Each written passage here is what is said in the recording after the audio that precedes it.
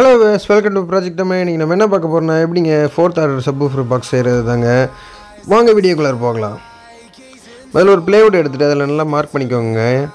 Right angle scale வச்சு நல்லா mark பண்ணிக்கோங்க. அப்பதான் நமக்கு நல்ல கார்னர்ஸ் கிடைக்கும். அதுக்கு அப்புறம் வந்து சாவை வச்சு நம்மளே கையால அறுத்துக்கலாம். அதுக்கு எந்த ஒரு ஹை டெக் மிஷினும் நான் இதல யூஸ் பண்ணல. ஒரு சாவும் ஒரு ட்ரில்லிங் மிஷின் மட்டும் தாங்க நான் யூஸ் பண்ணியிருக்கேன். நல்லா சாவை வச்சு அறுத்துக்கோங்க.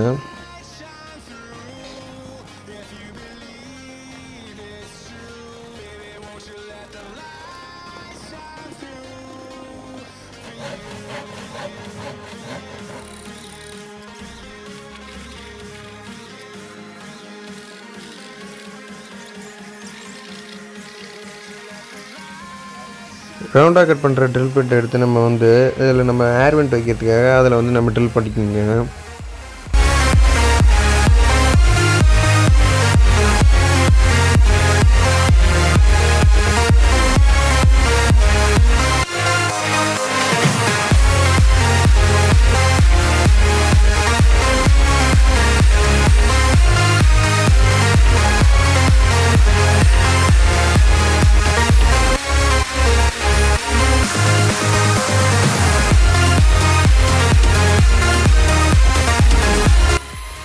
இது மாதிரி நம்ம மொத்தமா 6 ஓட்டை போடணுங்க. அப்பதான் வந்து நம்ம பைப் கரெக்ட்டா வைக்க முடியும். இந்த கீழ இருக்கிற இந்த மரத்தூள் எல்லாம் வந்து வேஸ்ட் பண்ணாதீங்க. இது நமக்கு யூஸ் இருக்கு. இது வீடியோவோட கடைசில நான் சொல்றேன்.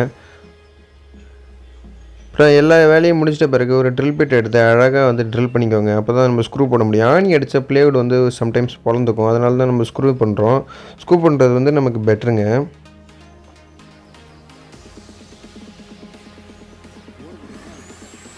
நல்லா ட்ரில் பண்ணிட்டு அதுக்கு அப்புறம் ஸ்க்ரூ பண்ணுங்க. அப்பதான் நமக்கு வந்து பிளேவுட் வந்து பொளந்துக்காது.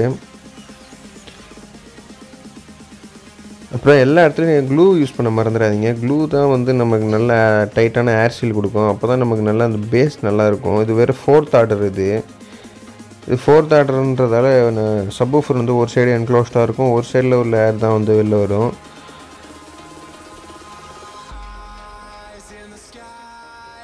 அப்புறம் ட்ரில் பிட் எடுத்து அந்த சைடில் ஹோல்ஸ் கொஞ்சம் கொஞ்சம் போட்டுக்கோங்க. அப்புறம் ஸ்க்ரூ வந்து அப்படியே ஃப்ளாட்டாக படியும். அப்படி இல்லைனா மேலே ஏற்றிட்டு நிற்கும். இது எல்லா இடத்துலையும் பண்ணிக்கோங்க பர்ஃபெக்டாக. இது மாதிரி எல்லாத்தையும் நம்ம வெட்டி ஓட்டை போட்ட பிறகு நமக்கு எல்லாம் இப்படி கிடைக்கும். சப்போஸ் அந்த ஓட்டை போட முடியலன்னா ஆசாரிக்கிட்ட கொடுத்து அது ஓட்டை போட்டுக்கோங்க. ஏன்னா அது ஓட்டெல்லாம் கரெக்டாக இருக்கணும். ஆசாரிக்கிட்ட கொடுத்தீங்கன்னா அவங்க ஒரு 50 ரூபா கேட்பாங்க. அவங்ககிட்ட கொடுத்து அழகாக ஓட்டை போட்டுக்கலாம். எல்லா இடத்துலையும் நல்லா க்ளூ அப்ளை பண்ணிக்கோங்க. க்ளூ அப்ளை பண்ணால் தான் நமக்கு நல்லா டைட் சீலிங் கிடைக்கும். அப்புறம் நல்லா ஒரே ஒரு சைடில் வந்து ஸ்க்ரூ போட்டு நல்லா டைட் பண்ணிக்கிட்டிங்கன்னா நமக்கு அடுத்த இதெல்லாம் வந்து நம்ம மாட்டும் போது நமக்கு ஈஸியாக இருக்குங்க. க்ளூ தாங்க இதில் மஸ்ட்.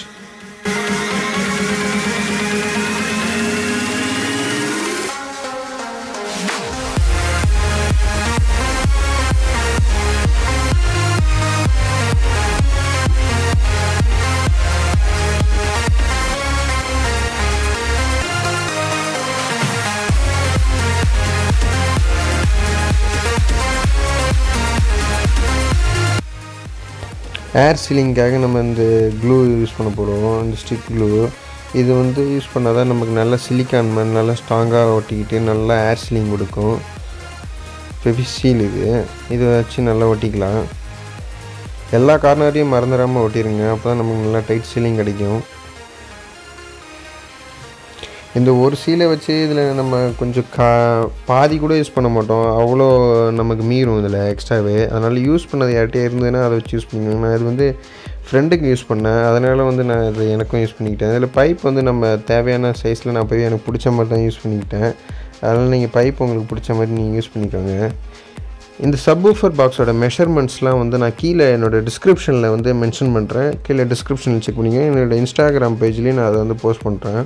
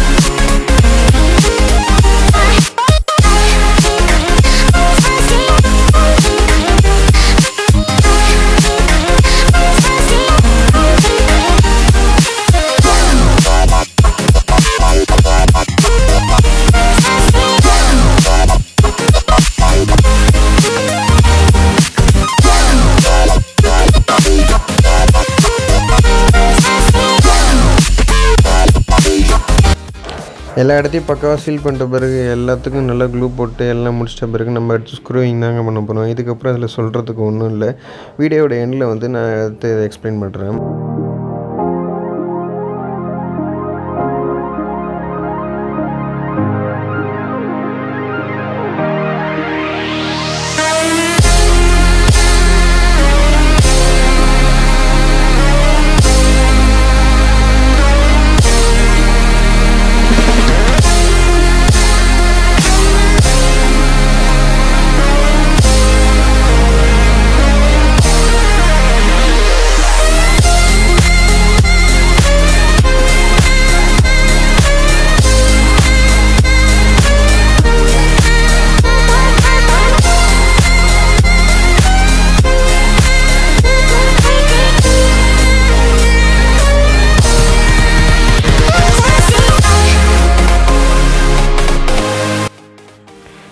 இது எதுக்கு நான் இந்த ஒயர் வந்து உள்ள போய் படப்படன்னு அடிச்சிட்டு இருக்காமல் இருக்கிறதுக்காக தாங்க. ஒயரை வந்து ஒரு இடத்துல ப்ளேஸ் பண்ணுறதுக்காக தான்.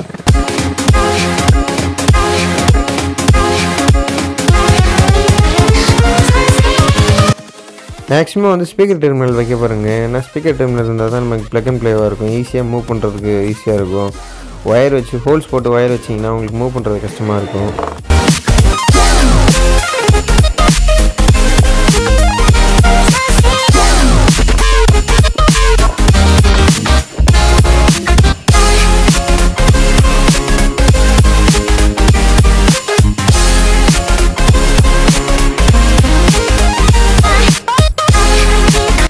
என்னதான் கொஞ்சம் மெஷர் பண்ணி கட் பண்ணாலும் நமக்கு லைட்டாக கொஞ்சம் அங்கங்கே பிசர் இருக்குந்தாங்க. அதனால் அந்த பிசரெல்லாம் வந்து அந்த பவுடரை போட்டு ஃபெவிக்விக் வச்சு சாண்டிங் பண்ணிட்டா பர்ஃபெக்ட் ஆகிடுங்க. அதுக்காக தான் அந்த பவுடரை எடுத்து வச்சுருந்தேன்.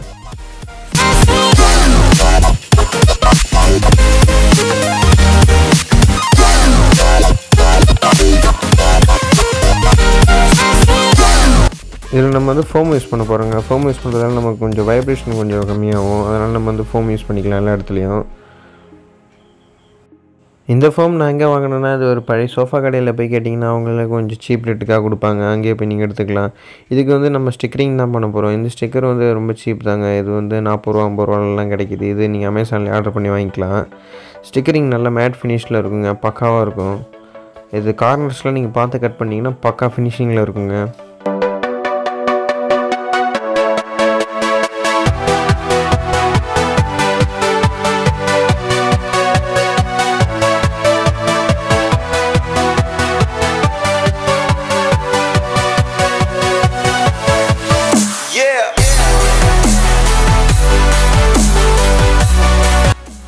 இந்த புஷ் வந்து நீங்கள் தனியாக வாங்கணும்னு அவசியம் இல்லைங்க. இது வந்து நான் இந்த சவுண்ட் பாருக்காக தான் இந்த சப்வூஃபர் செஞ்சுருப்பேன். அதுக்கு நான் வாங்கின ஸ்க்ரூ பேக்கெட்டில் இருந்த புஷ் தாங்க இது. நீங்கள் இதிலே யூஸ் பண்ணிக்கலாம். பக்காவாக இருக்குது.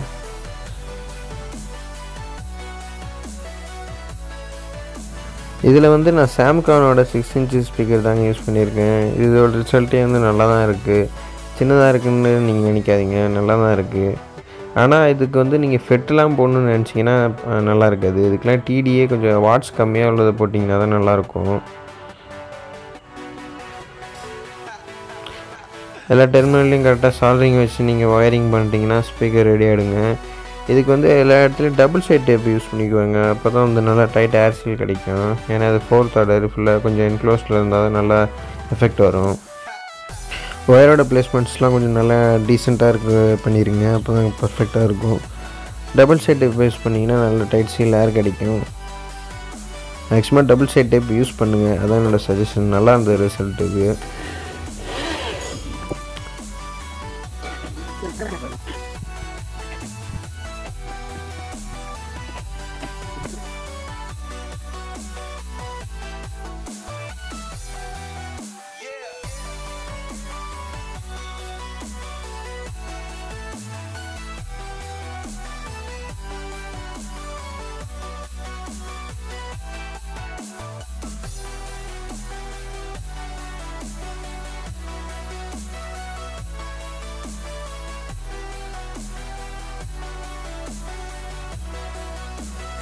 மூடுற இடத்துலையுமே வந்து டபுள் சைட் டேப் யூஸ் பண்ணுங்கள். அப்போ தான் நமக்கு நல்லா என்க்ளோஸ்டாக இருக்கும். அப்போ தான் வந்து நல்ல பேஸ் நல்லா கிடைக்கும்.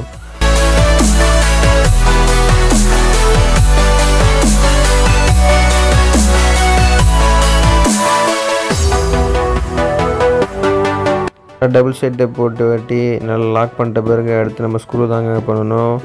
ஸ்க்ரூ பண்ணி முடிச்ச பிறகு அடுத்து சவுண்ட் டெஸ்ட் தான். வாங்க சவுண்ட் டெஸ்ட்டுக்குள்ளே போகலாம்.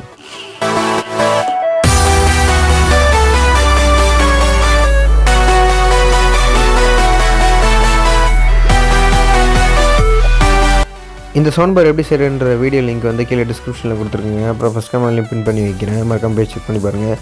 இது ஒரு ப்ரீமியமான லுக்கில் உள்ள ஒரு சவுண்ட் பாருங்க. இதில் வந்து எல்லா ஃபெசிலிட்டியும் உண்டு. கூலிங் ஃபேன் உண்டு, RGB உண்டு, எல்லாமே உண்டு.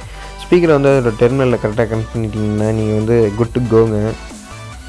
வாங்க சவுண்ட் டெஸ்ட்குள்ளே போகலாம்.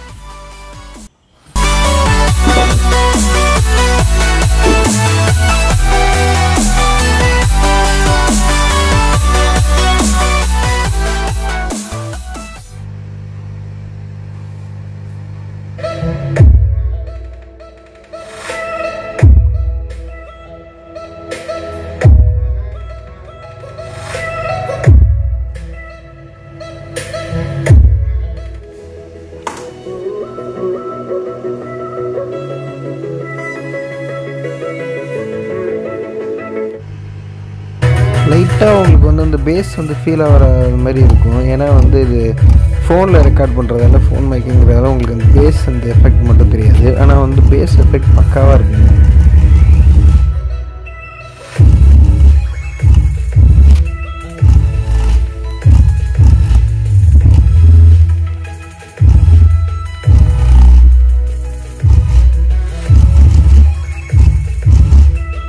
இந்த ஃபோர்த் ஆர்டரோட ரிசல்ட் வந்து நான் எதிர்பார்க்கலைங்க. சூப்பராக இருந்ததுங்க. இந்த வீடியோ பிடிச்சா லைக் பண்ணுங்கள். மறக்காமல் சப்ஸ்கிரைப். தேங்க்யூ.